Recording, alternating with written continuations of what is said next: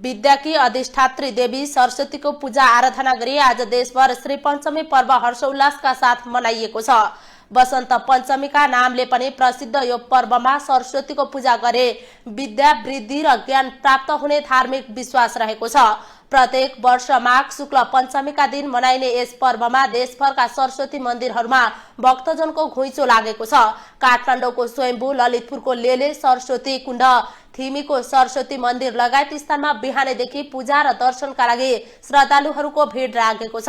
विद्यार्थीहरूले विशेष रूपमा पुस्तक, कलम र वाद्ययन्त्रमा पूजा गरी सरस्वती देवीको आशीर्वाद लिने प्रचलन छ। त्यसैगरी आजै बालबालिकाहरूको अक्षरारम्भ, विद्यारम्भ गराउने र नाक कान छेडाउने चलन पनि कायम छ। मिथिला क्षेत्रमा भने श्री पञ्चमीलाई कृषि नव पर्वको रूपमा समेत उत्सवका साथ मनाइन्छ। हनुमान ढोका दरबारको नासल चोकमा परम्परागत वसन्त श्रवण कार्यक्रम पनि आज आयोजना हुँदैछ। वसन्त ऋतुको सुरुवातसँग जोडिएको यो पर्वले प्रकृतिमा नयाँ ऊर्जा र हरियालीको सन्देश बोकेको छ।